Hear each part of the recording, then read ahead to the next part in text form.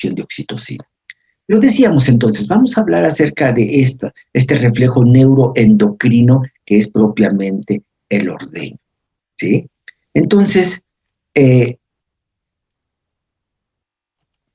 qué consiste esto?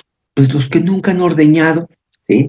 O los que lo han visto nada más, pues es importante tomar en cuenta esto, ¿sí? Cuando una persona va a ordeñar, generalmente lleva dos recipientes, ¿sí?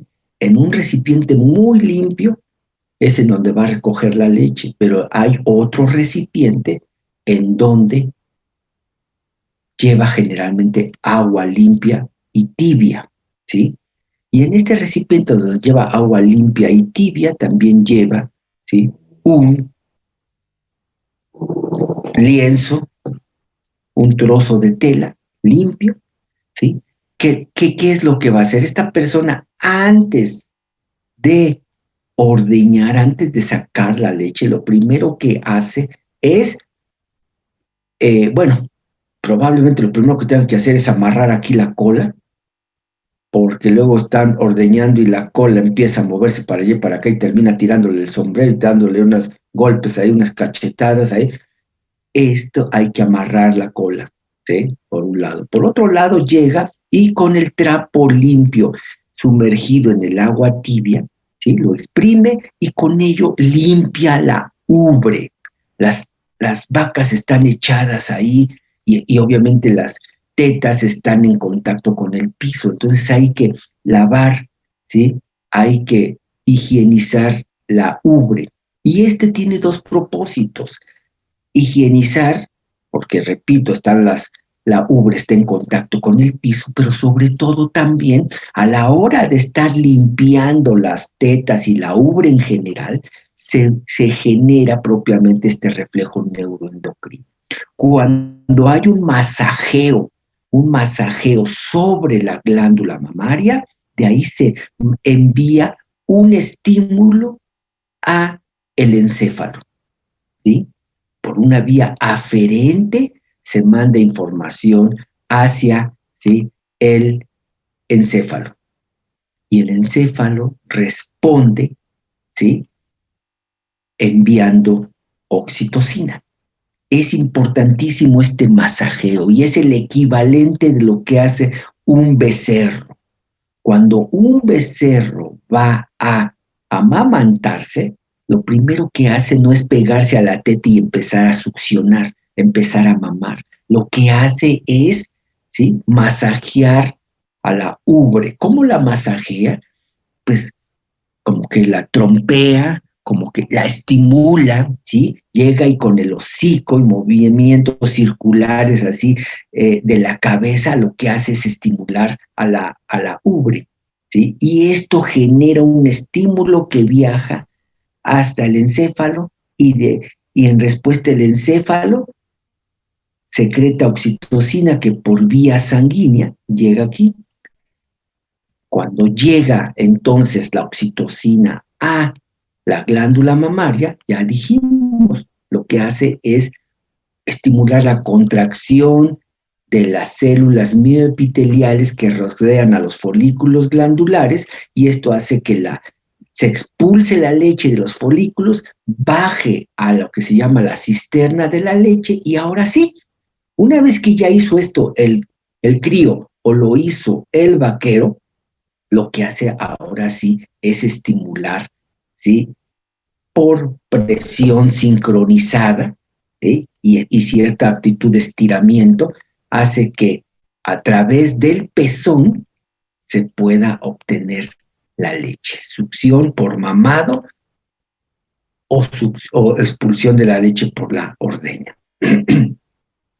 Una vez que termina el vaquero de ordeñar, pues entonces generalmente se sella, se dice la glándula mamaria se sella con un desinfectante y se retira y se va a ordeñar a otra vaca, ¿sí?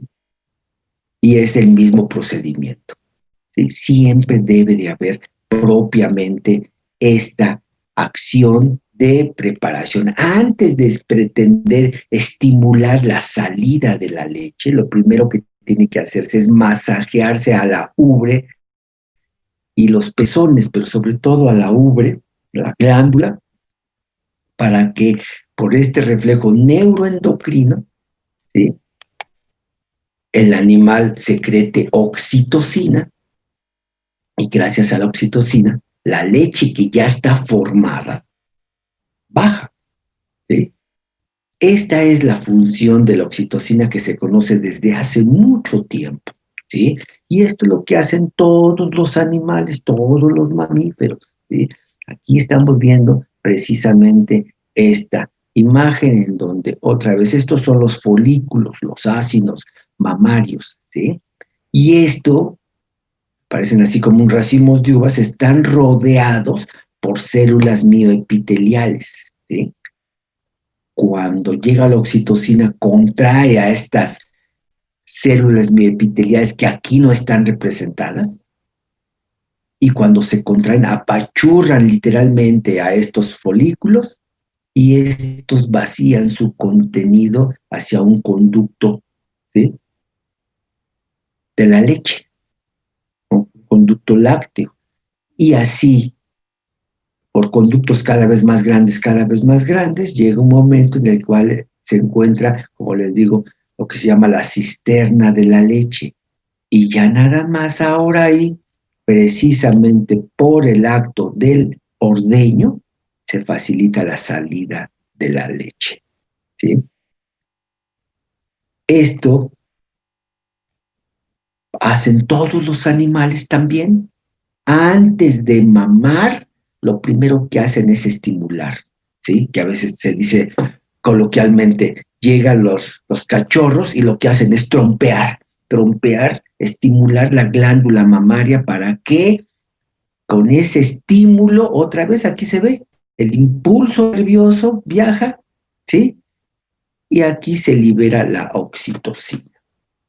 Es importante mencionar que en el caso de las vacas lecheras, ¿sí?, en donde el producto económico importante es la leche, ¿sí?, pues basta en muchas ocasiones con que a la vaca se le acostumbra que nada más con que vea al ternero o que escuche el inicio del funcionamiento de la máquina de ordeño, si es que hay un ordeño mecánico, ¿sí? Basta con esto y ya se genera un impulso que hace que se libere oxitocina, ¿sí? Aquí dice manipulación, masaje de la ubre, manipulación de la ubre. Insisto, hay que masajear y hay que limpiar la ubre. Esta es la forma en la cual entonces se hace salir la oxitocina para esta función tan importante que es la expulsión de la leche, ¿sí? Esto también, y con todo respeto, es lo mismo que hace una mujer cuando se dispone a amamantar al bebé.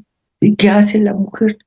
Pues simplemente ya le toca dar de comer al bebé, ya está muy inquieto, ya tiene hambre, ¿sí? Bueno, pues lo que hace no es nada más destaparse los senos y ya ofrecer, no, primero se limpia y ella, de esta manera, ella misma facilita esta salida de oxitocina. Se limpia con un trapo húmedo, tibiecito, limpio, se estimula la glándula mamaria, ¿sí? Y aunque ella no lo sepa, lo que está sucediendo es que con ese estímulo viaja hasta el encéfalo y va a permitir la salida de oxitocina. Y después ya llega el bebé y el bebé tampoco, insisto, tampoco, por cuestiones instintivas, tampoco se pega al pezón y luego empieza a mamar, no, empieza a hacer movimientos, ¿sí? Como en círculo y a equivalente, perdón, equivalente a lo que hacen los cachorros aquí, también estimula a la glándula mamaria, ¿sí? Y a veces incluso, también ya depende de la capacidad motriz del bebé, pero a veces incluso con la manita, ¿sí? ¿Sí? Se ayuda y estimula, ¿sí? A el pezón y a la glándula mamaria. Y de esta manera se permite la salida de la leche y el amamantamiento. Ojo con esto, que es algo muy importante que debo de hacer notar, ¿sí? Equivocar y razón, ¿sí? Muchos veterinarios del campo que no han entendido bien este proceso, ¿sí? Por X circunstancia han interpretado que la oxitocina produce leche.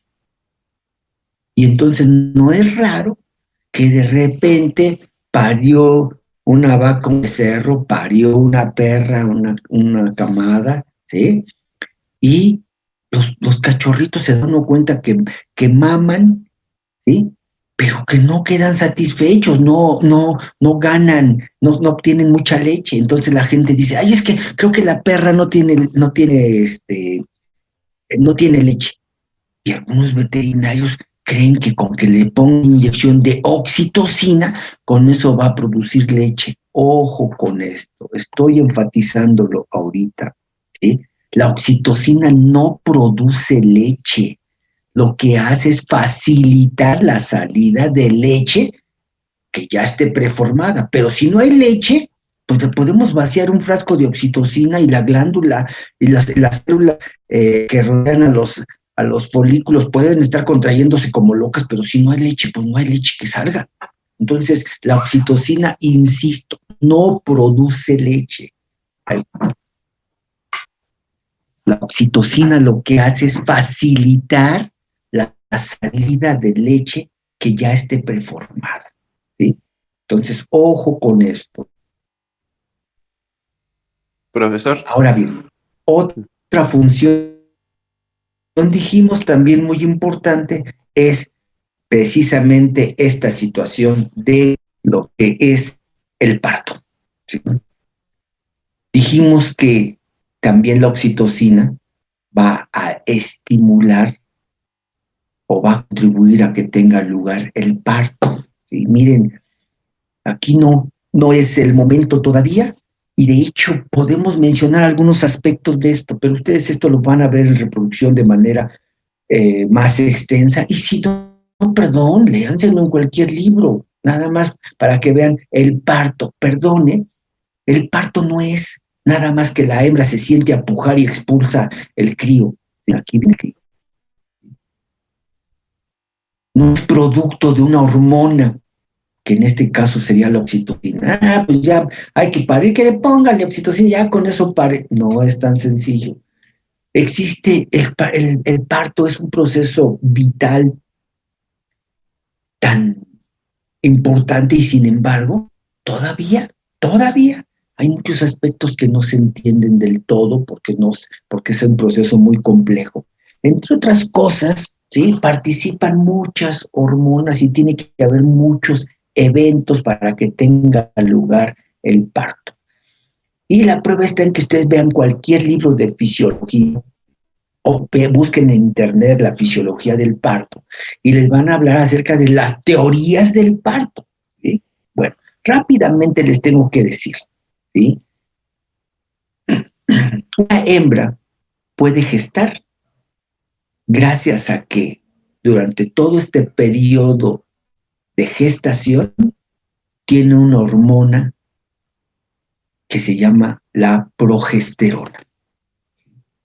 La progesterona es producida por el cuerpo lúteo y durante toda la gestación la hembra tiene progesterona. ¿Sí? Ustedes ya verán en reproducción que hay hembras que pueden, que necesitan que toda su gestación tengan cuerpo lúteo produciendo progesterona. Pero hay hembras que a lo mejor pueden prescindir del cuerpo lúteo porque tienen otros tejidos que también producen progesterona. Entonces, rápidamente les digo, una hembra para que debe tener progesterona. Y obviamente, para que se interrumpa la gestación y venga el parto, para eso tiene que quitarse la progesterona, ¿sí? lo acabo de decir. El punto o el tejido que principalmente produce progesterona se llama el cuerpo lúteo. Entonces, una teoría del parto, que es la más aceptada, nos indica que es el mismo crío que le avisa a la mamá que ya está listo para salir. ¿Cómo le avisa? Envía una hormona que se llama el cortisol, que es un glucocorticoide que después vamos a hallar. Le envía el cortisol, ¿sí? Porque ya las glándulas de este crío producen cortisol y el cortisol sale, ¿sí? Y es un mensaje hormonal que la madre, ¿sí?, recibe y entonces sabe que el crío ya está listo. Si no hay cortisol, la gestación se tiene que prolongar. Entonces, el crío produce cortisol en cantidad suficiente y esto es la señal para que la hembra empiece a trabajar, ¿sí? Una consecuencia de este cortisol es que la hembra, entonces ella misma, por elevados niveles de cortisol, ella misma va a estimular la producción de una enzima, ¿sí?, una sustancia que va a destruir al cuerpo lúteo. Esta va a ser precisamente la prostaglandina F2 alfa. La prostaglandina F2 alfa. Esta prostaglandina destruye al cuerpo lúteo. Y cuando baja la concentración de de progesterona, cuando el cuerpo lúteo es destruido, baja la concentración de progesterona. Y en el momento en el que baja la concentración de progesterona, el hipotálamo empieza a producir precisamente FSH primero y después LH. ¿Sí?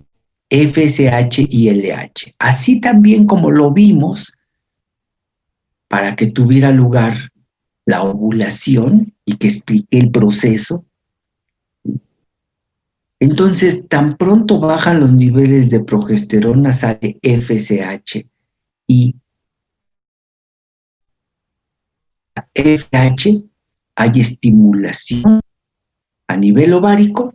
¿Para qué? Eso ustedes ya lo saben. La FSH lo que hace es estimular el crecimiento folicular. Y aquí el crecimiento folicular, como consecuencia, va a tener producción de estrógenos, lo cual ustedes también ya conocen, ¿sí? Pero en este caso, entre más FSH hay, se elevan los estrógenos, pero estos estrógenos, fíjense lo que pasa aquí, ¿sí? Estos estrógenos lo que hacen es estos estrógenos llegan propiamente a el útero y estimulan a que el miometrio, ¿sí?, genere receptores para la oxitocina, ¿sí? Genera receptores para la oxitocina. Esto es algo muy importante, que quede claro. Entonces, para el parto, lo que tiene que suceder es que bajen los niveles de progesterona, porque solamente así sale FSH. Al salir FSH estimula el crecimiento de folículos y en ese crecimiento la teca interna y las células de la granulosa van a producir precisamente estrógenos. Y los estrógenos, entre otras funciones que después vamos a ver, pero entre otras funciones lo que hacen es que en el útero de la madre y especialmente en el miometrio, la parte muscular del útero, en el miometrio, se generan receptores para oxitocina. Solamente así es que puede actuar la oxitocina. Si yo a una hembra que está preñada, yo digo, ay, pues yo ya le voy a poner oxitocina para parir, no va a haber ningún efecto, porque la oxitocina no tiene receptores en el útero, sino hasta que antes actuaron los estrógenos. Entonces, solamente así es cuando tiene lugar el efecto de la oxitocina sobre el útero. Cuando hay alta concentración de estrógenos, estos estimulan la síntesis de receptores para la oxitocina y ahora sí, cuando ya tuvo lugar esto, la oxitocina va a tener un sitio donde actuar y entonces empieza en el trabajo de parto. Empieza a haber contracciones. Y aquí se da otro reflejo neuroendocrino, como hace un rato que expliqué, el de la ubre. Aquí, conforme haya contracciones, aumenta la presión dentro del útero. Y este aumento de presión es una señal que viaja hasta el encéfalo y el encéfalo libera oxitocina. Oxitocina llega al útero y estimula las contracciones y aumenta la presión. Al aumentar la presión, otra vez viaja el estímulo al encéfalo y el encéfalo responde produciendo más oxitocina. Con estas contracciones, el crío, ¿sí?, vence la resistencia que representa el cuello o cérvix del útero.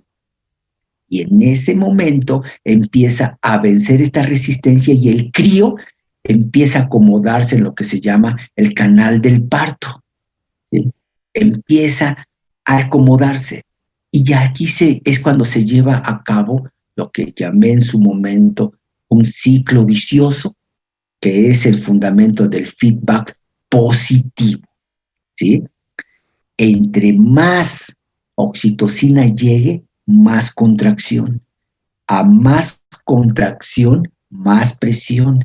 A más presión, más información sensitiva o aferente llega al encéfalo. Y a más estimulación encefálica, más salida de oxitocina vía la neurohipófisis. Y otra vez, llega la oxitocina y más contracciones uterinas. A más contracción, más presión. A más presión, más estímulo aferente y más oxitocina. Y aquí está dando de vueltas este mecanismo hasta que se logra vencer la resistencia y el producto es expulsado. ¿Sí? Entonces, ojo con esto. Este es un mecanismo muy importante. ¿Sí? Y repito, todo esto es consecuencia de que la progesterona bajó sus niveles de concentración. ¿Por qué? Porque es imprescindible que una hembra, para que pueda estar gestante, debe de tener altos niveles de progesterona. Dice aquí, la progesterona impide la presencia de receptores para oxitocina en el miometrio. ¿Sí? Entonces, por eso les decía, tengo una hembra gestante que según yo, pues ya casi está a punto del parto, de parir, pues ya lo voy a adelantar. ¿Se puede adelantar esto? Sí, si es que ya empezó el trabajo o ya se verificó que hay bajos niveles de progesterona, yo poner oxitocina y adelantar el parto. Eso pasa sobre todo en animales valiosos. A veces dicen, por ejemplo, animales como las yeguas, las mismas vacas, pero de alto valor genético, ¿sí? Todo esto es, el veterinario lo puede programar y decir, sabes qué, a ver, según mis cuentas, este animal y por lo que estoy viendo, a lo mejor va a estar pariendo el sábado y muy probablemente el domingo, ¿sí?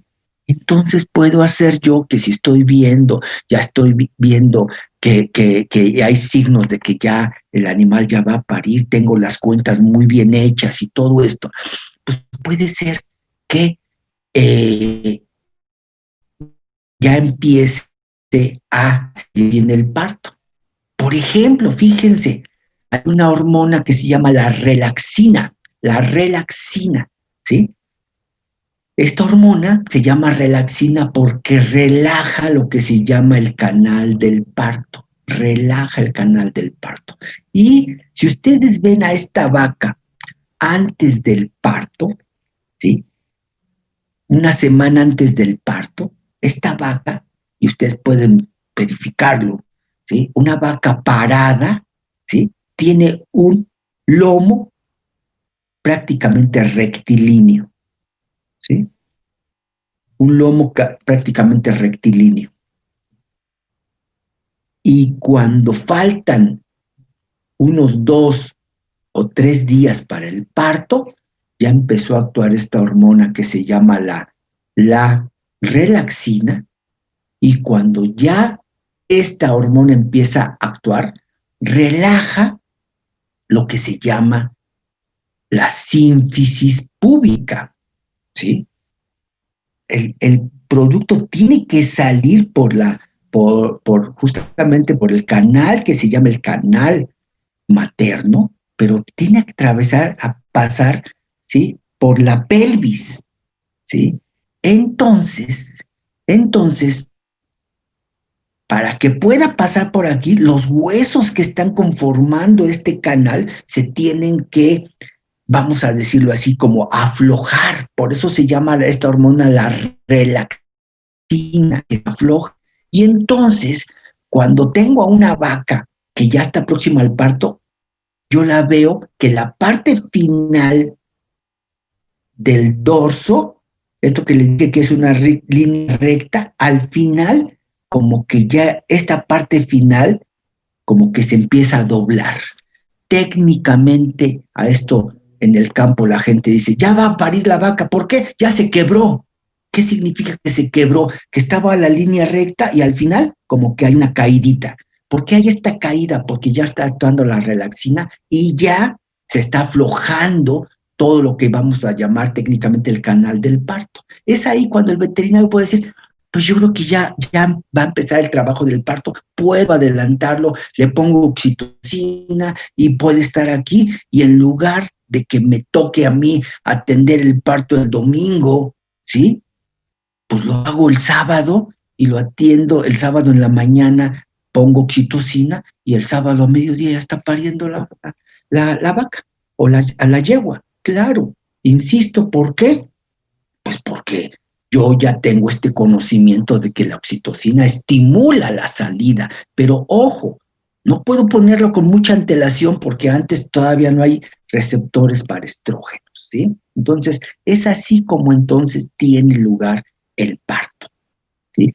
Gracias a precisamente la previa estimulación de estrógenos, es que se generan receptores en el útero para la oxitocina, y después, cuando empieza a haber presión aquí en el útero, se manda información y el encéfalo, y específicamente el hipotálamo,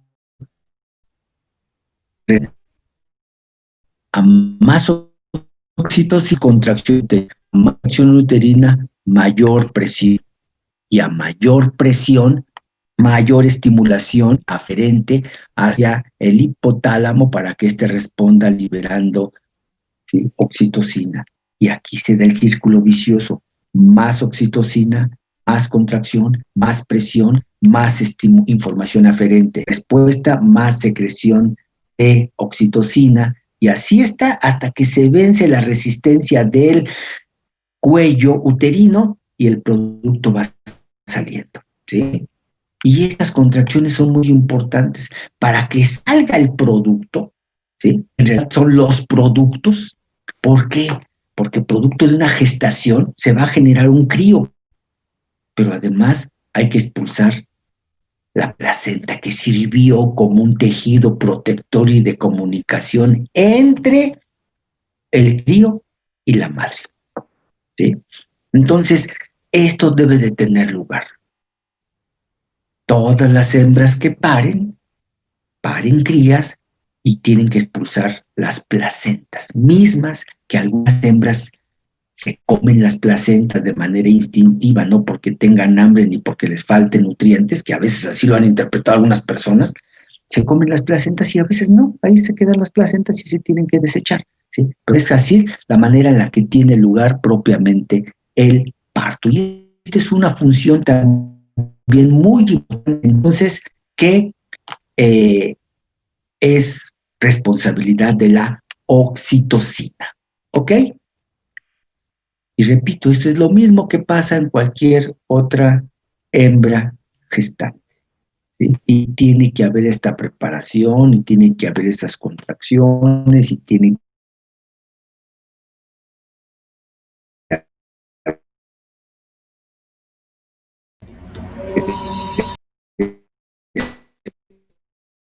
que...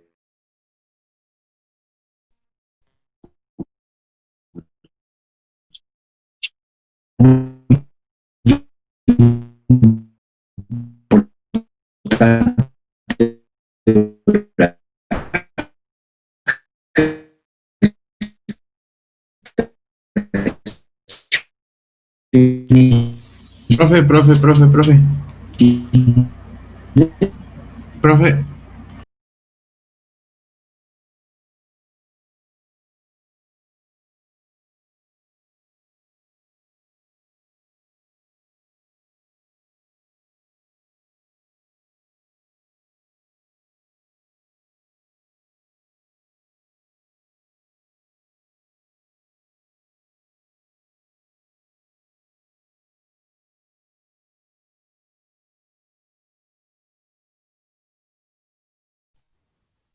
Hola, perdón, ¿sí me escuchan?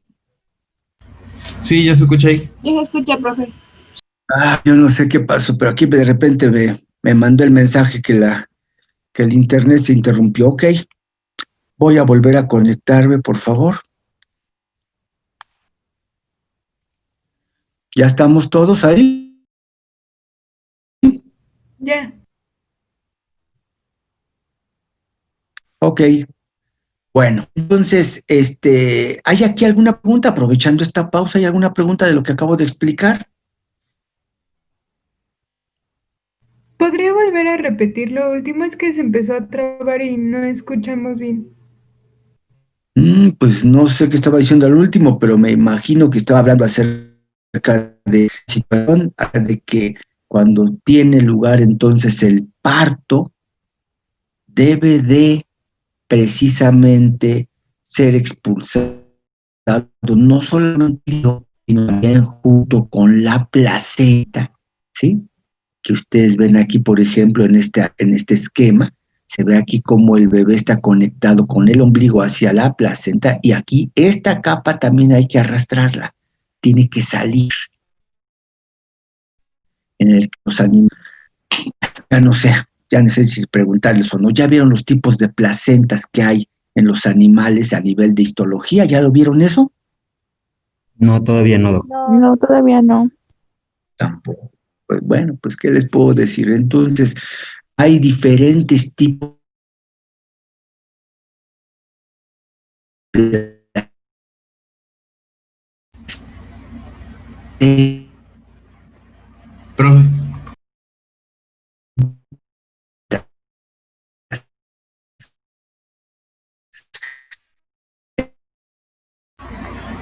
Profe, profe. pueden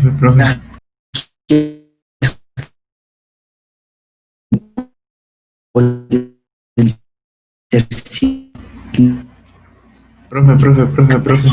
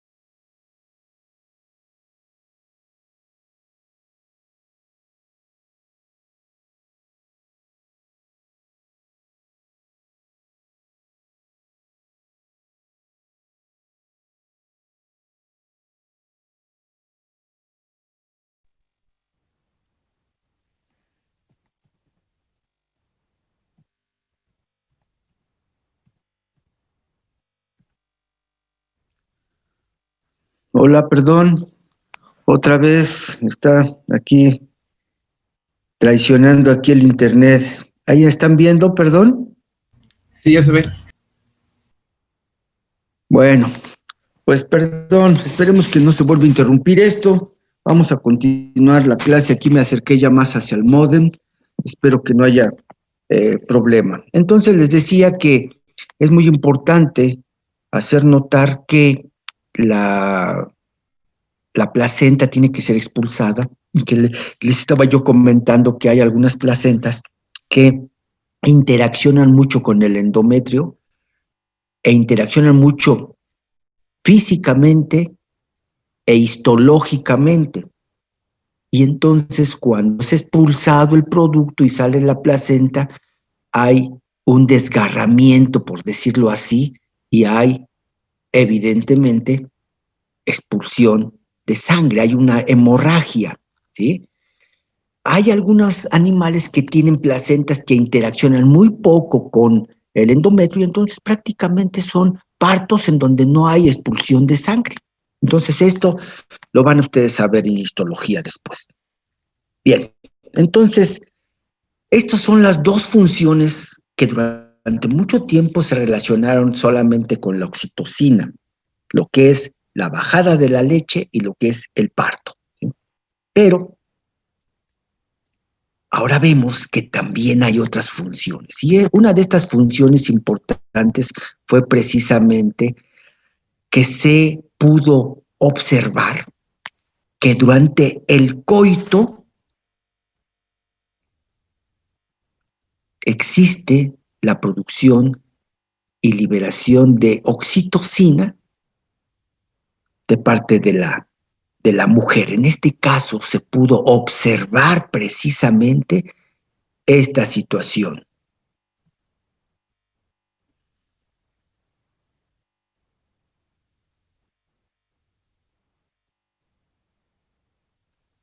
Ok, estaba yo verificando aquí lo que me pusieron en el chat, creo que ya contesté eso. Les decía entonces que se pudo comprobar, y eso también es relativamente hace no mucho tiempo, que durante un coito la mujer experimenta la salida de oxitocina, ¿sí? Esa fue una pregunta también que se hacían los fisiólogos desde hace mucho tiempo. A ver, si la oxitocina sirve para que salga la leche y sirve para parir, una pregunta lógica que sería, bueno, entonces, ¿para qué la tiene una mujer o para qué la tiene una hembra que no está gestante ni está produciendo leche? ¿Por qué tiene altos niveles de oxitocina? Y todavía lo más sorprendente, si la oxitocina sirve para parir y para bajar la leche que hace en el sexo masculino, ¿sí? Y entonces la respuesta se tuvo que ir buscando poco a poco, y no fue sino hasta los años fines de los 70, principios de los 80, ¿sí? En donde, gracias a estudios de unos sexólogos norteamericanos, Master y Johnson, que eran médicos y a la vez matrimonio, ¿sí? Ellos empezaron a estudiar este proceso, pero ya el acto sexual no como una cuestión de tabú, no como una cuestión así de un misterio, sino como un proceso fisiológico, y ellos pudieron, ¿sí?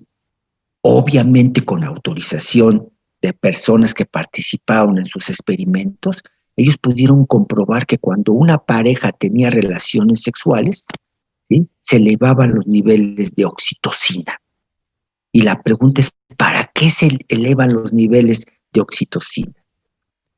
Pues porque se observó que precisamente, ¿sí?,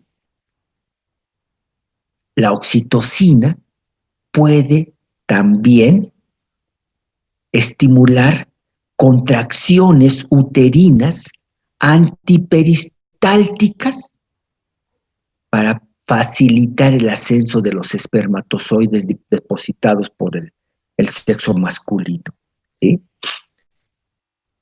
Se observó esto. Hay contracciones antiperistálticas. Ustedes saben, ¿sí?, que una contracción peristáltica es una contracción que va de adentro hacia afuera. Y sabemos que hay expulsión de excretas, por ejemplo, por contracciones peristálticas que van de adentro hacia afuera, ¿sí? Una contracción peristáltica entonces lleva ese sentido. Es un órgano tubular que cuando se contrae permite la expulsión, ¿sí? Son contracciones que van de adentro hacia afuera. Ahora vemos que también existen contracciones en sentido contrario, de afuera hacia adentro.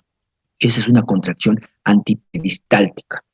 Y esta contracción antiperistáltica es desencadenada por la oxitocina en un útero no grávido, en un útero de una hembra que no está gestante. Y esto se pudo comprobar primero en la mujer y después también en algunas hembras domésticas, ¿sí?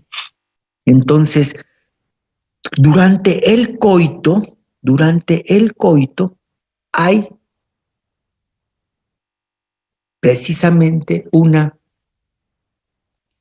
liberación de oxitocina que va a permitir contracciones antiperistálticas para que se facilite el ascenso de los espermatozoides, ¿sí?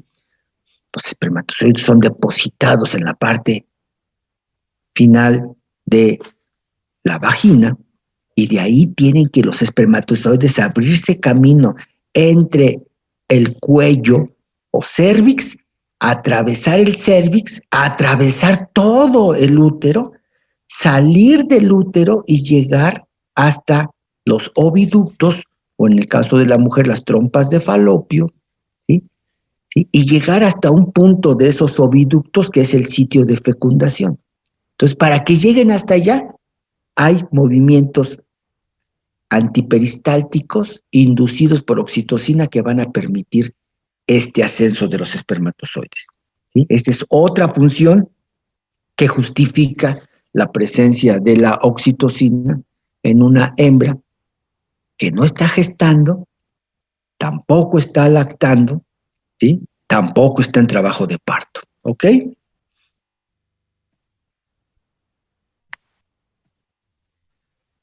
Bien, decía, nos regresamos tantito nada más entonces para hacerles notar que esta es otra función, pero la otra es la que ya estaba yo mencionando al principio, ¿sí?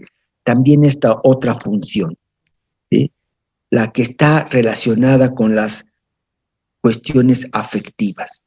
Y por ahí había un artículo que se hizo famoso porque decía que la oxitocina era la hormona de la felicidad, porque se pudo comprobar lo que acabo de decirles ahorita, que cuando se tienen relaciones sexuales se elevan significativamente la hormona, ¿sí? Oxitocina, pero también se ha visto, ¿sí? Esta situación, ¿sí? Cuando uno está enamorado, hay altos niveles de oxitocina y también altos niveles de dopamina y serotonina, ¿sí? Y esto es lo que se relaciona precisamente con esta situación, ¿sí? También las cuestiones afectivas, el apego que tiene la madre por sus críos está correlacionado con altos niveles de oxitocina, ¿sí? Y vamos a ver más adelante que otra hormona también es la prolactina. Pero entonces, hablar acerca de esta cuestión afectiva es entrar a otro mundo también, en donde ya hay una participación muy compleja de muchos otros neurotransmisores y que ahorita los acabo de mencionar. La dopamina y la serotonina son muy importantes en las relaciones afectivas y están elevados comprobadamente cuando está uno enamorado, ¿sí? Y bueno, el estar enamorado, lamentablemente no les puedo poner una película que luego les paso, ¿sí? Pero estar enamorado de veras es que es una alteración o una modificación hormonal muy intensa. Y por eso siempre el estar enamorado siempre está loco, parece que está enamorado. Yo creo que está enamorado porque está bien loco, sí. Hay también ciertos tipos de alteraciones mentales y de locura que hormonalmente se parece mucho cuando uno está enamorado. Y cuando uno está muy enamorado comete uno tantas burradas y tantas tonterías y tiene uno a veces reacciones francamente absurdas, ¿sí? Que a la luz de la cordura de lo que, de lo que es el comportamiento normal de la gente dice, no, está loco, ¿sí? Bajo la influencia de una situación emocional tan importante como él es estar enamorado, miren, hay gente que por estar enamorado ha terminado haciendo barbaridad y media, ¿sí? Porque el enamoramiento implica la participación de una gran cantidad de hormonas. Y si el enamoramiento lo utilizamos de manera productiva, es la fuente de la inspiración y es la fuente de la creatividad y es la fuente de que grandes músicos hayan hecho obras increíblemente bellas bajo la influencia del enamoramiento. Y bajo la influencia del enamoramiento hay pintores excelsos y hay escritores excelsos, etcétera. Pero también bajo la influencia del enamoramiento mal encausado, hay asesinatos y hay toma de decisiones absurdas, etcétera, etcétera. Bueno, pues esto es un otro ámbito en donde evidentemente estamos hablando, dice aquí, actúa en áreas encefálicas aparentemente como un mediador importante de la conducta reproductiva y de las respuestas afectivas. Dejémoslo ahí. Entonces la oxitocina también no solamente sirve para parir, no solamente sirve para el amamantamiento, no solamente sirve para facilitar la reproducción, sino también seguramente tiene otras funciones importantes que están relacionadas con estas cuestiones afectivas.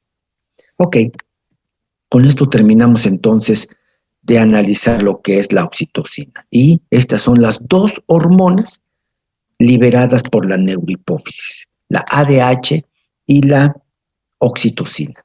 Ahora vamos a ver lo que es las hormonas de la adenohipófisis. Acabamos de ver esto. Acabamos de ver lo que sucede en la neurohipófisis y fue la salida de ADH y la salida de oxitocina. Ahora veamos esto. ¿Sí? La adenohipófisis. Ya quedamos con que la adenohipófisis va a funcionar, sus grupos celulares van a funcionar por influencia directa del hipotálamo. El hipotálamo va a producir aquí sus hormonas, y estas son algunas células representativas, van a producir sus hormonas que van a agregar a la circulación y gracias al sistema Porta que ya estudiamos y conocemos, ¿sí? Las hormonas hipotalámicas van a bajar hacia la adenohipófisis y aquí se encuentran diferentes tipos de células y que dependiendo de la estimulación que reciban, o van a producir una hormona o van a inhibir la producción de estas hormonas, porque acuérdense que las hormonas hipotalámicas que ya estudiamos, algunas son estimulantes y otras son inhibitorias. Entonces, vamos ahora a analizar justamente lo que sucede aquí en la adenohipófisis. Les recuerdo también que en el caso de la adenohipófisis de los animales superiores, nada más existe la neurohipófisis y la adenohipófisis, pero en los animales superiores, las funciones que en los animales inferiores se atribuyen a lo que se llama el tercer lóbulo de la adenohipófisis, ¿sí? Fueron integrados en los animales superiores, fueron integrados en la adenohipófisis. Entonces, lo que se llama el lóbulo intermedio, ¿sí? De los animales inferiores quedó integrado aquí. Y con eso precisamente vamos a empezar. La hormona estimulante de los melanocitos. Va a ser la primera hormona de la adenohipófisis que vamos a estudiar, ¿sí? Esta es la hormona estimulante de los melanocitos. ¿Qué son los melanocitos? Son células de la piel que van a producir melanina. Y la melanina es el pigmento que da color a la piel, ¿sí? Esos son los melanocitos, células que producen melanina y la melanina da el color a la piel, lo cual significa ya de entrada que tanto los animales como las personas van a tener un control de la pigmentación de su piel. Y este control está dado a nivel genético, ¿sí? A nivel genético. De aquí podemos interpretar directamente que una persona de piel morena produce mucho más melanina que una persona de piel blanca, ¿sí? Y esto es entonces lo que vamos a ver a continuación, ¿sí? Ahora bien, ¿pero qué pasa en los animales inferiores? En primer lugar, aquí tenemos que decir que los animales inferiores, y aquí tenemos algunos reptiles, y también vamos a incluir aquí a los anfibios, algunos peces, etcétera. Estos tienen un lóbulo intermedio. Tienen entonces no solamente la adenohipófisis y la neurohipófisis, sino también tienen un lóbulo intermedio, ¿sí? Entonces, vamos a revisar esta situación, ¿sí? Yo creo que vamos a hacer un descanso ahorita. Espero que ya no haya alteraciones de esto. Por favor, 5 minutos de descanso, ¿ok? Por favor. Sí, gracias.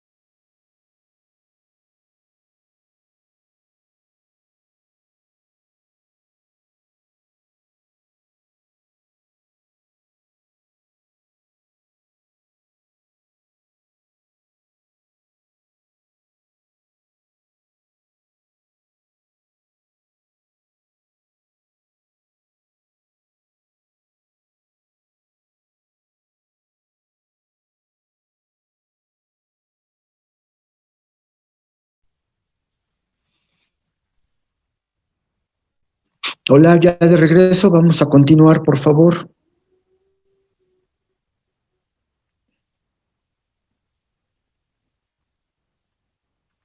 ¿Ok? ¿Sí me escuchan? Sí, doctor, está Sí, bien. doctor. Ok, pues bien, vamos a, entonces, les comentaba que eh, la hormona estimulante de los melanocitos, ¿sí? En los animales superiores es una función y una hormona de la adenohipófisis. En los animales inferiores es una hormona del lóbulo intermedio. Y es importante aquí hacer esta diferencia, ¿sí? Es destacado que cómo funciona esta misma hormona en los animales superiores y en los animales inferiores. En los animales inferiores, esta hormona les confiere una capacidad importante. Gracias a esta hormona, muchos animales inferiores pueden practicar lo que se llama el mimetismo. El mimetismo, ¿sí? Esta palabra ya no es nueva para nosotros. Acuérdense que hablamos acerca de drogas miméticas directas, miméticas indirectas. Hablamos acerca de simpático-miméticas, parasimpático-miméticas, etc. Mimético, ya hacemos alusión al mimetismo. Y el mimetismo es esto exactamente. Es la capacidad que tienen algunos animales para imitar el entorno y pasar desapercibidos, ¿sí? Gracias a esta capacidad que tienen algunos animales, ¿sí? Ellos pueden, por una cuestión refleja, también un reflejo neuroendocrino, por una cuestión refleja, ellos pueden cambiar de apariencia en cuestiones de segundos y pasar desapercibidos. Y pasan desapercibidos y eso les ayuda como depredadores para cazar a sus presas o como depredados para ocultarse de sus depredadores. ¿Cómo funciona este mecanismo? Pues resulta que estos animales, cuando se encuentran en un ambiente con X características, ¿sí? Estas características del ambiente y a nivel visual son captadas primeramente por la retina. Se envían a la glándula pineal y a la hipófisis, perdón, primero a la glándula pineal y al hipotálamo, y de ahí la información va hacia la hipófisis, a el lóbulo intermedio, en donde van a liberar la hormona estimulante de los melanocitos, la MSH. Y como consecuencia de esta estimulación, la MSH lo que hace es o estimular a unas estructuras que se llaman los melanóforos o estimular a otras estructuras que son los iridóforos. ¿De qué depende de que estimulen uno u otro? Pues depende del tipo de animal. Algunos animales tienen melanóforos y algunos tienen iridóforos. ¿Qué son estos melanóforos o iridóforos? ¿Sí? Son estructuras que están en las células de la piel de estos animales. ¿Sí? Estos animales a nivel de su piel, algunos tienen células que responden a la MSH, liberando en su interior, o sea, estos melanóforos son una especie como de vesículas, así como las vesículas sinápticas que tienen mediador químico, estas células tienen también vesículas que contienen pigmentos. Y a estas vesículas con pigmentos se les llaman los melanóforos. Cuando un animal tiene melanóforos, por estimulación de la MSH, estos melanóforos liberan su pigmento al interior de la célula. O sea, el pigmento está encapsulado en la célula, en una vesícula, pero cuando recibe la estimulación, libera el pigmento al interior de la misma célula. Y entonces pigmenta momentáneamente, pigmenta a la célula, ¿sí? Entonces, se ha observado que hay diferentes tipos de melanóforos, porque también hay diferentes tipos de pigmentos. Existen los pigmentos que se llaman las eumelaninas. Las eumelaninas, ¿sí? Acuérdense etimológicamente, eu es bueno, es lo adecuado, lo correcto, eu. Entonces, ¿qué es una eumelanina? Es una melanina o es un pigmento que pinta, pero de manera intensa o fuerte. Las eumelaninas, cuando se liberan, pigmentan a la piel con tonos oscuros. Pero también existen las feomelaninas. Las feomelaninas son las que pigmentan feo o pigmentan poco. Y entonces estas son, cuando se liberan feomelaninas, pigmentan de tonos claros. Obviamente, si estamos hablando de un animal que pretende imitar su entorno para pasar desapercibido, pues tiene que haber una combinación de eumelaninas y de feomelaninas, ¿sí? Y esto es lo que pasa con la MSH. Existe un mecanismo en donde a veces se estimulan más eumelaninas o a veces feomelaninas. El chiste es que imitan el animal por su apariencia física, imita a el entorno. Y al imitar al entorno, pues queda oculto en él. Y ese es el mimetismo. Queda oculto en él y entonces puede pasar desapercibido. Eso es lo que tienen algunos animales. Tienen melanóforos, que insisto, son estructuras intracelulares que contienen pigmento.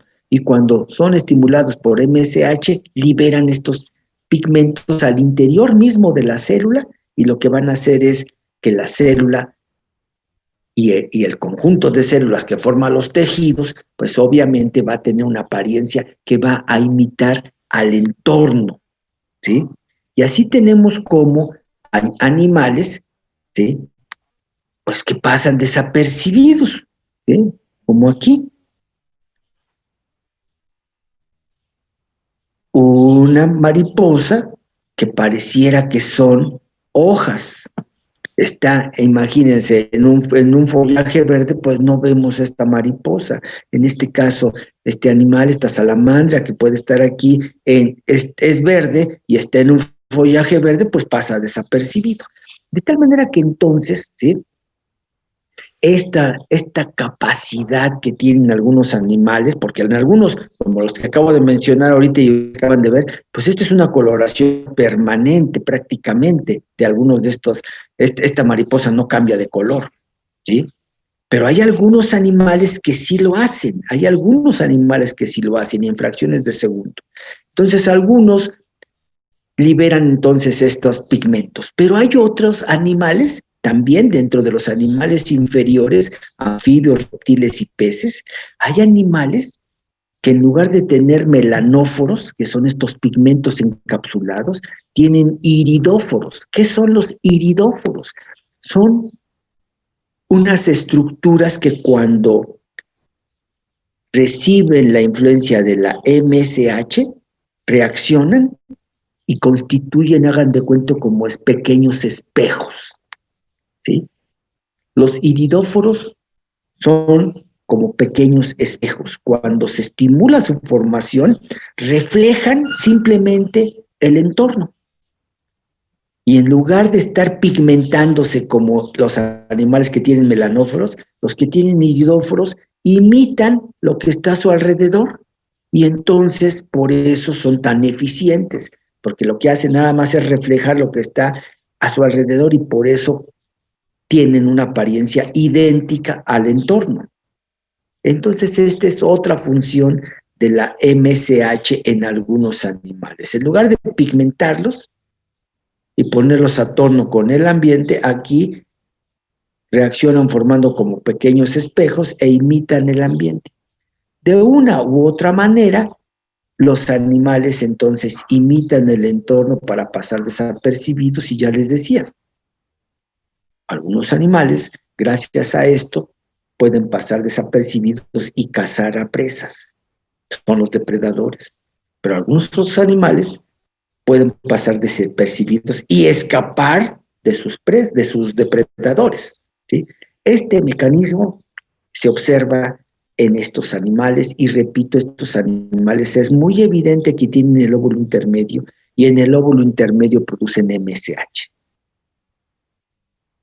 La MSH es producto de una macroproteína que ustedes ya conocen, que es la POMC, la proopiomelanocortina. Y dice aquí, el origen de esta POMC y el origen de la MSH son las células corticotropas de la adenohipófisis que ustedes ya también conocen, porque lo hemos hablado. La adenohipófisis posee células corticotropas y las células corticotropas producen POMC, ¿sí? Ahora bien, ¿pero qué es lo que sucede con la MSH en los animales ya no inferiores sino en los superiores?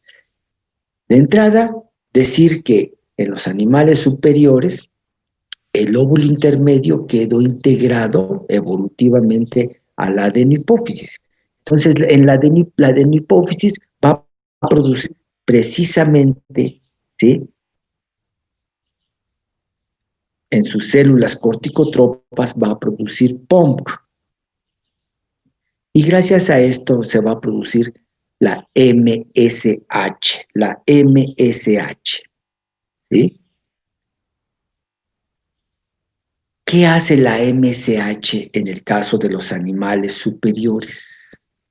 Pues es el responsable de la pigmentación de la piel, de la pigmentación del pelo, de la pigmentación de las faneras. ¿Qué son las faneras? Las partes distales rígidas del cuerpo, como pueden ser en el caso de los animales, las pezuñas.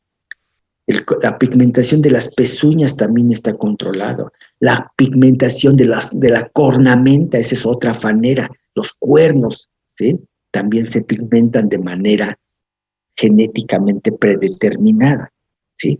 Entonces, todo esto es producto de la MSH. Y la pigmentación de la piel, repito, está controlada genéticamente y así ya, ¿sí?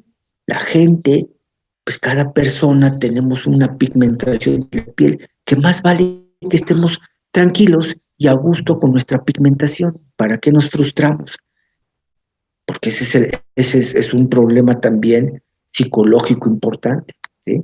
Los morenos queremos ser menos morenos o queremos ser blancos. Los blancos quieren ser morenos y hasta inventan aparatos para dorarse la piel y todo eso. Y los amarillos quieren ser blancos y los otros, en fin, ¿sí? Esta es una situación que, pues es una situación que socialmente ha tenido muchas consecuencias, a veces bastante lamentables, ¿sí? La coloración de la piel, aunque ustedes no lo crean, es un aspecto sumamente trascendente y de importancia social, y me atrevo a decir hasta política muy importante, ¿sí? Pero el hecho es entonces que en los animales superiores, incluyendo al humano, evidentemente, todo esto está controlado genéticamente. Y perdón, pero nadie que sea moreno puede hacerse blanco, ni nadie que sea blanco puede hacerse moreno, ni nadie que sea blanco puede hacerse amarillo, con tonalidad amarilla, como se dice, los amarillos son los asiáticos. Hace muchos años, y los gringos se encargaron de de desaparecerlos, también existían las pieles rojas. ¿Sí? Ojo con esto. ¿Sí? Todo esto está controlado genéticamente y por lo tanto no se puede cambiar de apariencia. ¿Sí? Vamos a ver más adelante que por algunas enfermedades sí se puede haber cambio de apariencia, pero son por enfermedades. ¿Sí? Y otra cosa también, hay quienes se han atrevido a tratar de manipular estos procesos y han querido de veras ser blancos. El ejemplo clásico de esto, pues, es tristemente Michael Jackson, ¿sí? que teniendo todos los rasgos típicos de una gente de color, se fue haciendo blanco.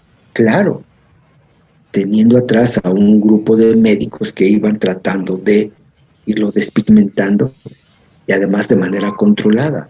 Y vean ustedes todas las consecuencias que hubieron después.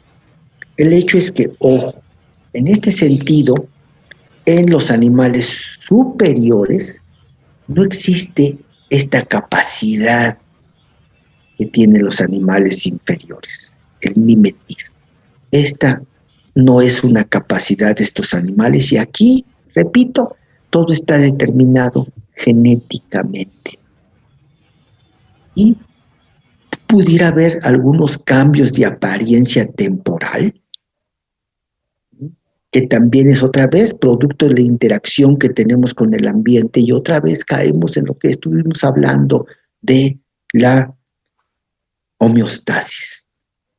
Nuestro cuerpo tiene la capacidad para poder interaccionar con el entorno y esa es la capacidad propiamente de la homeostasis, ¿sí? Este conjunto de procesos complejos que interaccionan entre sí, que son automáticos y que responden a una exigencia del ambiente.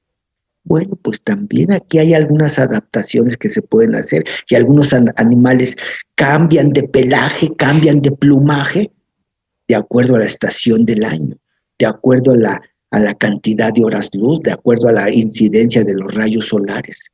Esto es un cambio, una adaptación, pero no es algo permanente ni tampoco es algo que esté aumentando, ¿sí? Que un animal, insisto, sea de una piel de un color y después en otro tiempo sea una piel de otro color, no. O sea, todo eso está determinado genéticamente y esto visto, llevado al plano del humano, pues obviamente que esto es mucho más evidente. No se puede cambiar de tonalidad de piel, ¿ok?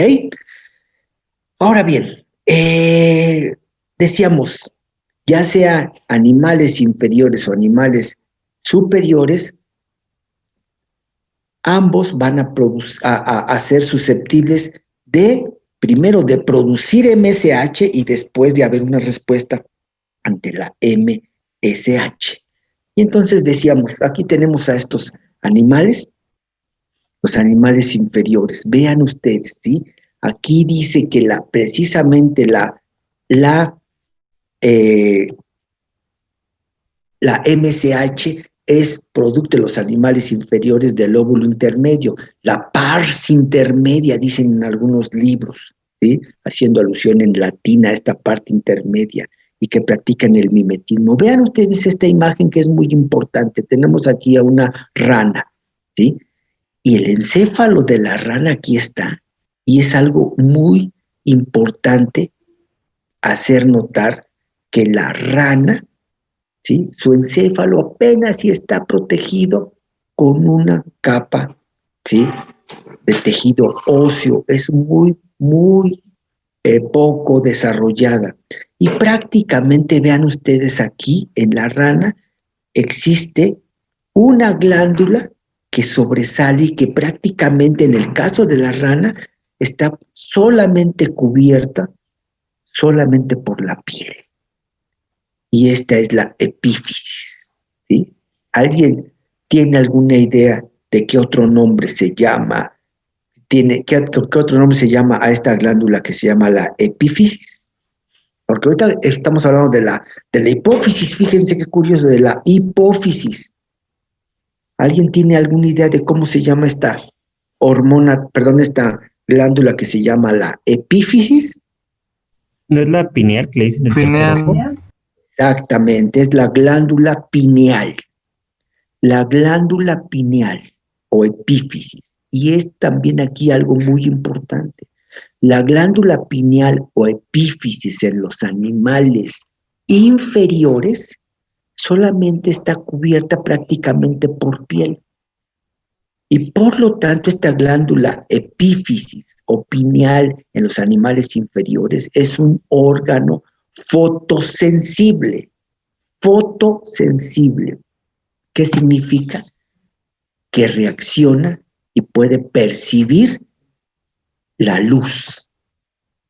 ¿Sí? En los animales inferiores, por eso a esta glándula se le llama el tercer ojo. ¿Por qué? Porque este es un órgano que también recibe estimulación fótica, estimulación por luz. Y gracias a la información que recibe la epífisis o glándula pineal y también la retina a nivel de los ojos, gracias a esta información, estos animales mandan información fótica hacia el sistema nervioso central y ahí se dan interpretaciones cuando es de día, cuando es la noche, y así hemos hablado acerca de la importancia de los ciclos circadianos, de los ciclos infradianos, etcétera, de los ciclos semestrales, circanuales, etcétera, etcétera. Bueno, pues en buena medida esto es algo importante y esta imagen me interesa que la retengan porque cuando hablemos de la glándula pineal o epífisis tendremos que hacer estas diferencias, igual que ahorita.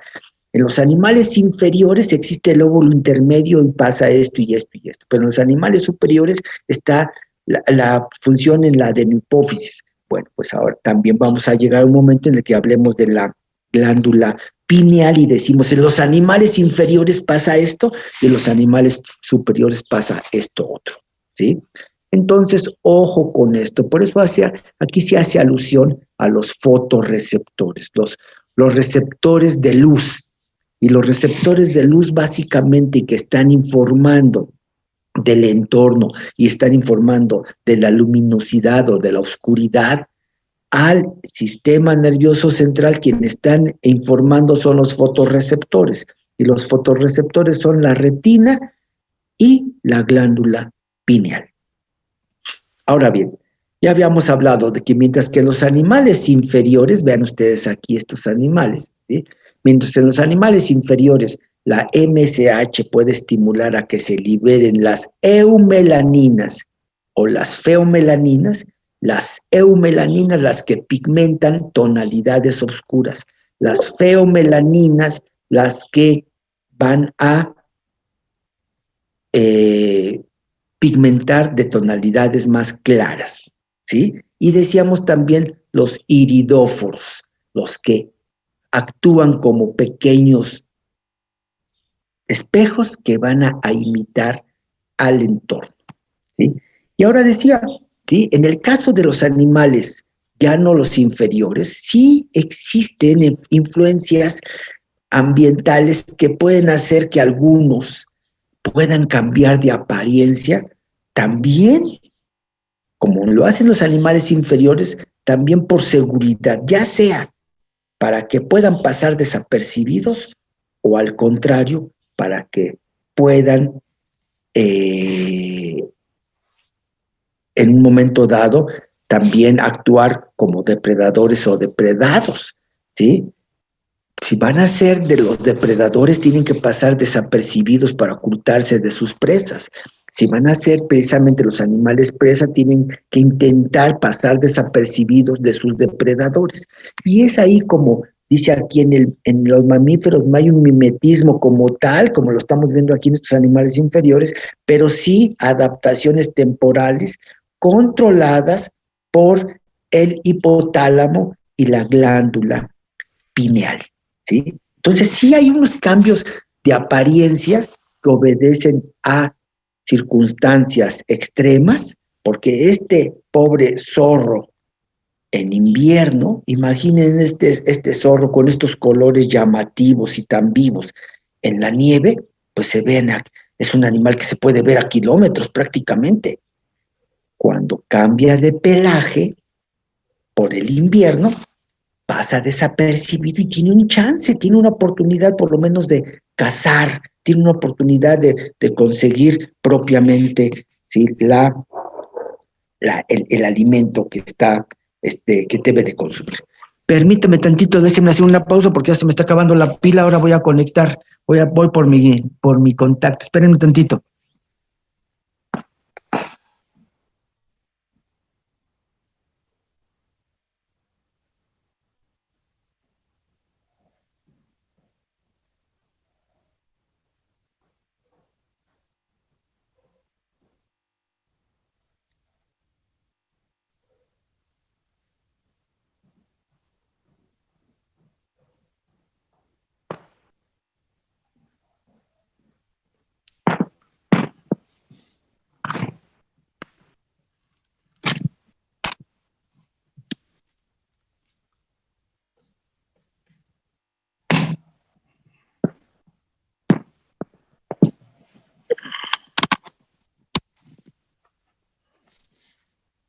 Ok, continuamos, por favor.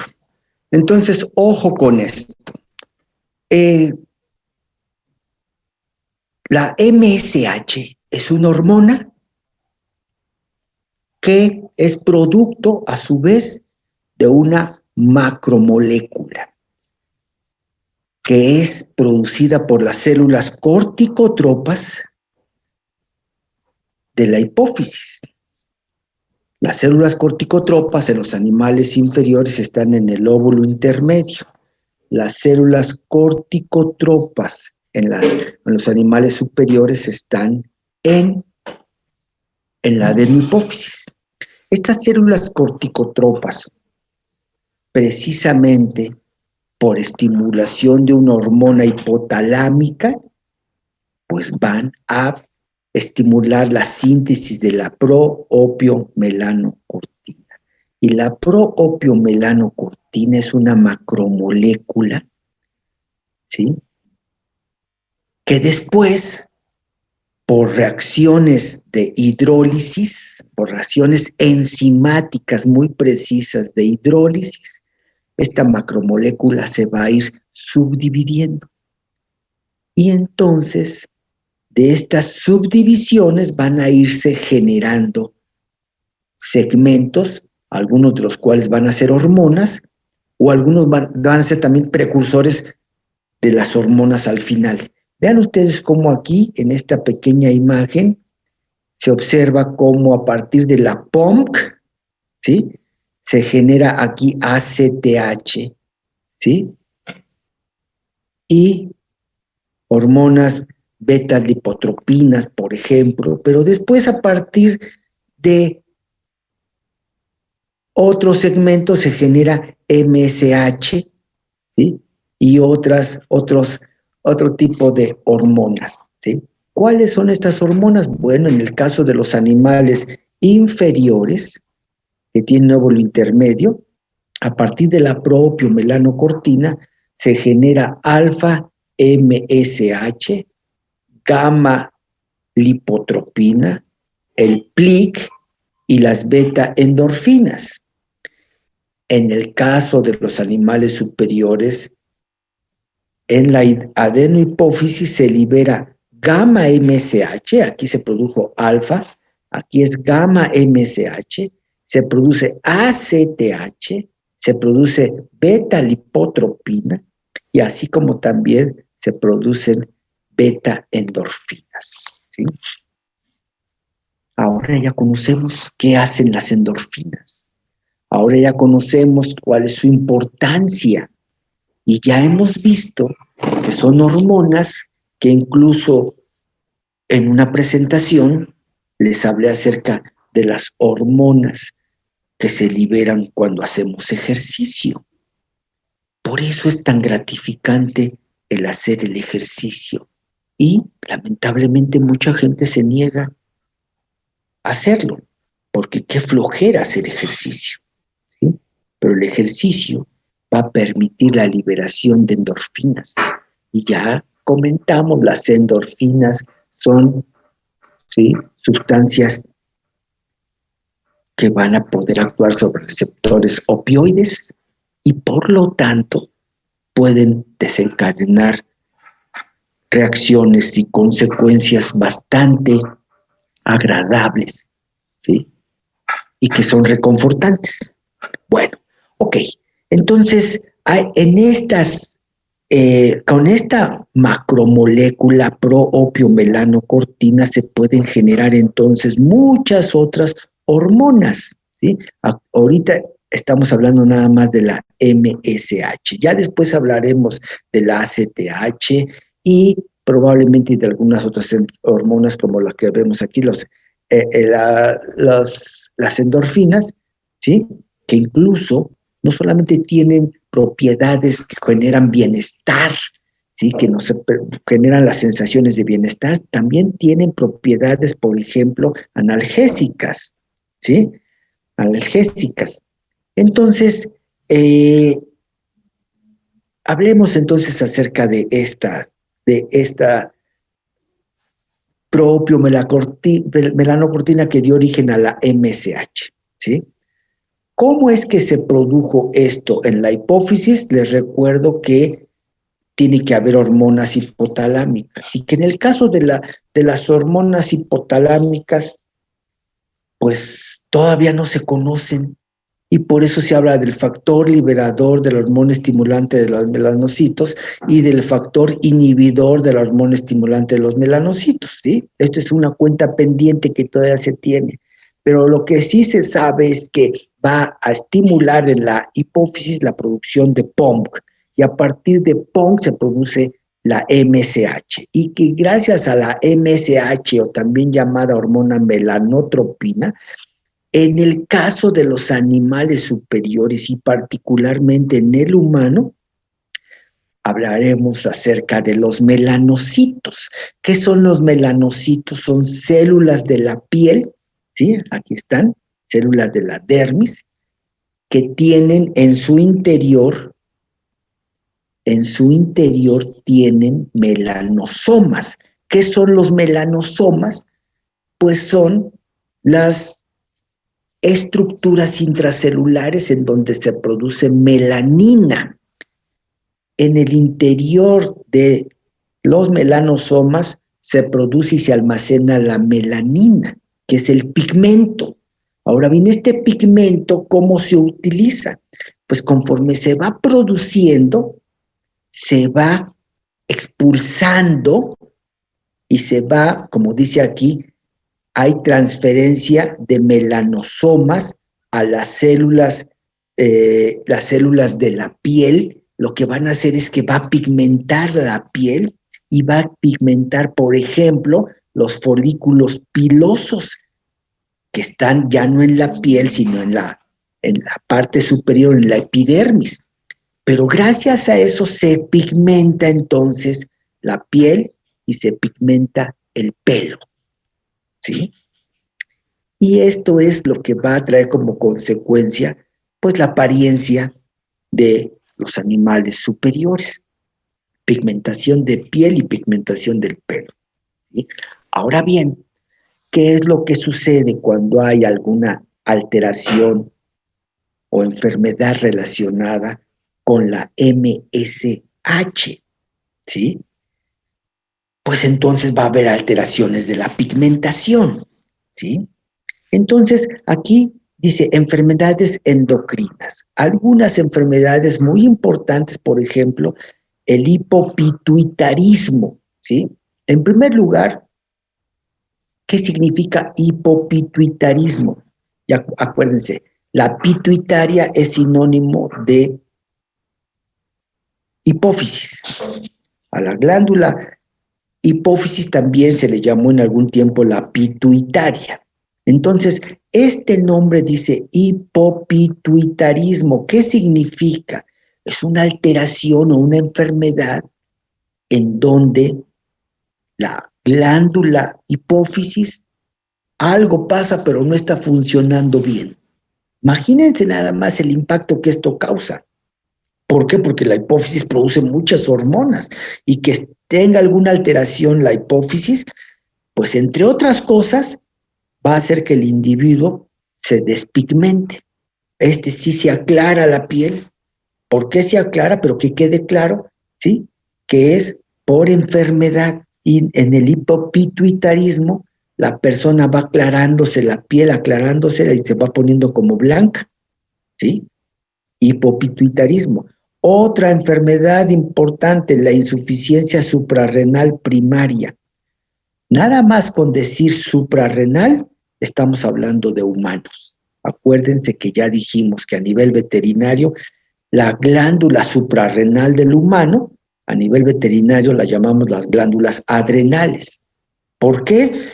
Pues porque a nivel veterinario hay muchos animales cuyas glándulas no tienen ninguna relación con los riñones, entonces no podemos decir se llama suprarrenal si ni siquiera tiene una relación física con los riñones, entonces se le llama las glándulas adrenales. Pero aquí estamos hablando de esta enfermedad, la insuficiencia suprarrenal primaria. Insuficiencia suprarrenal primaria. Quiere decir que las suprarrenales, en este caso estamos hablando de humanos, las suprarrenales no están funcionando bien.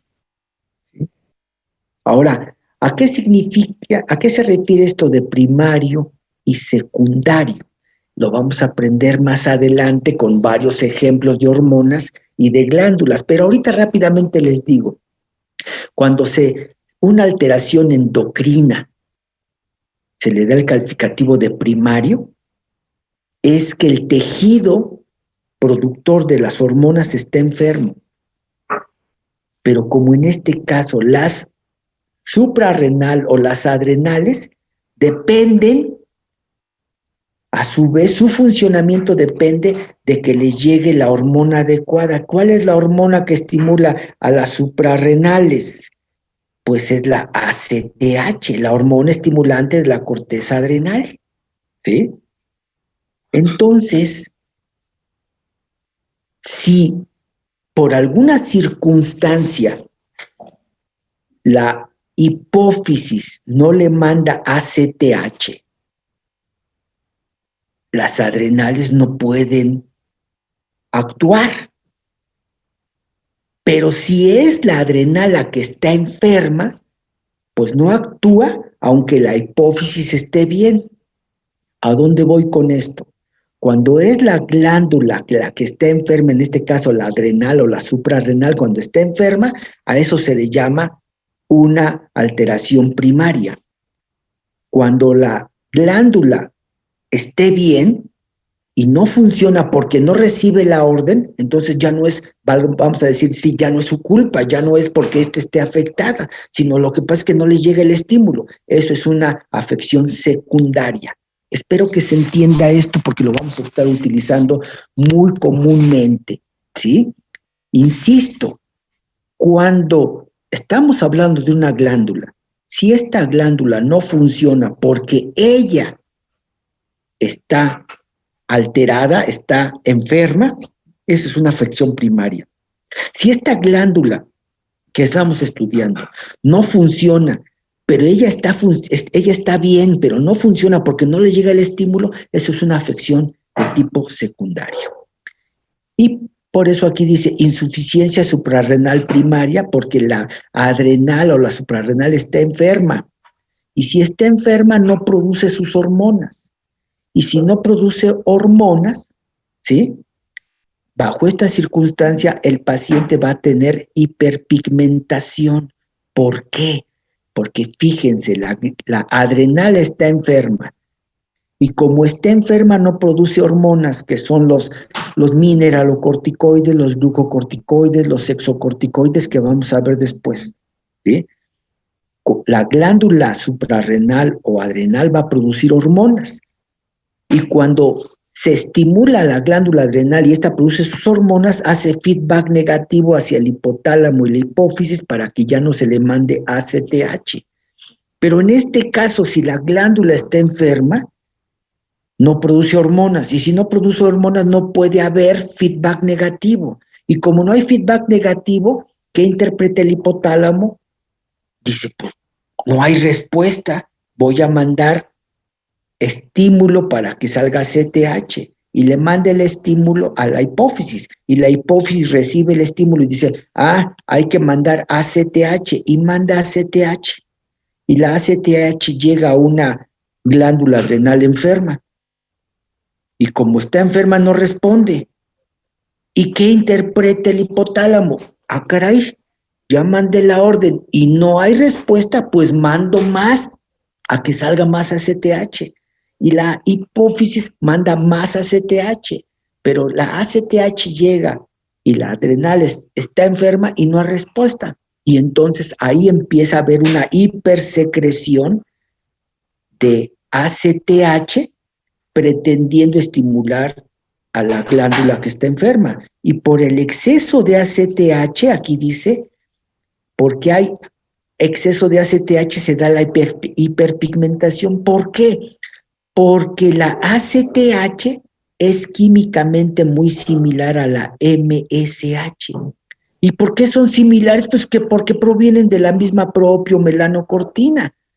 Entonces se ha observado que exceso de ACTH también, aparte de sus acciones, también pigmenta la piel.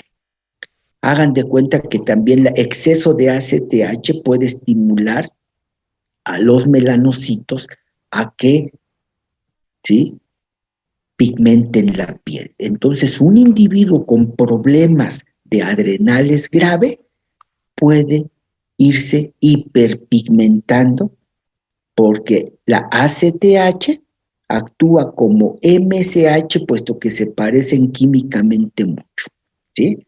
En fin, esto es algo de lo que está relacionado con los problemas de pigmentación. Para el día de mañana, bueno, no, para el día viernes, continuaremos hablando acerca de esto y hablaremos acerca de problemas de pigmentación, que es el albinismo, el pielbaldismo, el vitiligo, y también hablaremos un poquito acerca de la pigmentación de la piel y cuando se quema la piel, y estamos hablando de condiciones como estas, ¿sí?